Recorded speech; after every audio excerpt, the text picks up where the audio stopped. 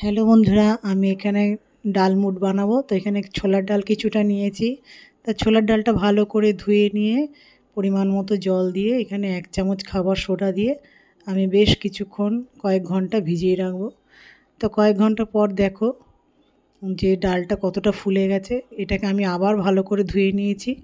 ধুয়ে একটা স্ট্রেনারে জলটা কিছুটা ঝরিয়ে নেওয়ার পর তারপরে পেপার দিয়ে আমি নিচে একটা পেপার পেতে ডালটা দিয়ে তারপর একটা পেপার দিয়ে ভালো করে মুছে নিচ্ছি, যাতে জলটা ছোলার গায়ের জলটা যাতে শুকিয়ে যায়।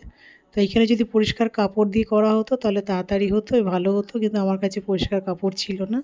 তাই আমি দুবার পেপার পাল্টিয়ে ভালো করে জলটা ঝরিয়ে নিয়েছি। তারপরে এখানে একটা মশলা বানাচ্ছি। তো একটা বাটির মধ্যে নিয়েছি কিছুটা বিট নুন, তারপরে গোলমরিচের গুঁড়ো, একটু ম্যাগি মশলা, আর নিয়েছি একটু লঙ্কার গুঁড়ো। এখানে আরও মশলা দেওয়া যায়, চাট মশলা দেওয়া যায়, তারপরে আমচুর পাউডার দেওয়া যায়। তো আমার ঘরে যা ছিল আমি তাই দিয়েই বানালাম। তো দেখো এই মশলাটাকে ভালো করে সুন্দর করে মিশিয়ে নিয়েছি। মিশিয়ে নেওয়ার পরে দেখো ডালগুলো কি সুন্দর পেপারের মধ্যে একদম একটাও গায়ে জল নেই, ঝরঝরে হয়ে গেছে। এবারে কড়াইয়ে আমি পরিমাণ মতো তেল দিয়েছি। তেল দিয়ে এবারে ডালগুলো অল্প অল্প করে ভাজবো। তো প্রথমে দেখছো ফেনা হয়ে গেছে। ডালটা যখন পরিষ্কার পুরো ভাজা হয়ে যাবে তখন ফেনাটা চলে যাবে, তখন বোঝা যাবে যে ডালটা ভাজা হয়েছে। হ্যাঁ, একটুখানি বাদামি করে ভাজতে হবে ডালটা। দেখেছো ফেনা টেনা চলে গেছে, ডালটা খুব সুন্দর করে ভাজা হয়ে গেছে। তা আমি অল্প অল্প করে ছেঁকে ছেঁকে আমি একটা পাত্রের মধ্যে নিচ্ছি।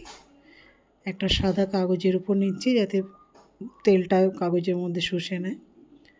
এরপর আমার সব ডালগুলো ভাজা হয়ে গেলে ওই তেলের মধ্যেই আমি 1 মুঠ মতন চিনেবাদাম ভেজে নেব। তো এটাকেও আমি একটু লাল করে ভাজবো।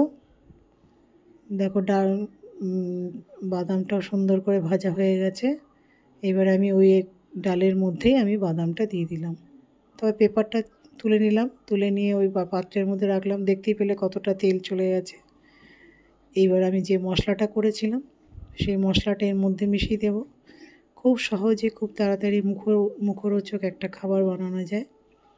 তা খেতে কিন্তু যেমন দেখতে সুন্দর হয়েছে তেমন খেতেও খুব ভালো হয়েছিল বন্ধুরা। তো ভালো লাগলে একটু লাইক কমেন্ট করে দিও।